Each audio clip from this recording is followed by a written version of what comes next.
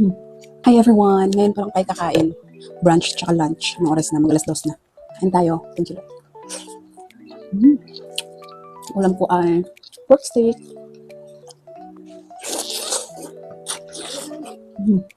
Hap. Kain tayo. And of course, I have pepino.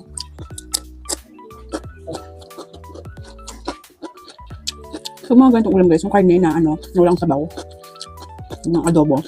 Kasi gusto talaga meron talagang partner na pepino. Very refreshing kasi siya sa bibig eh. Like for example, if adobo medyo maalat, yan naghahanap ko ng pepino.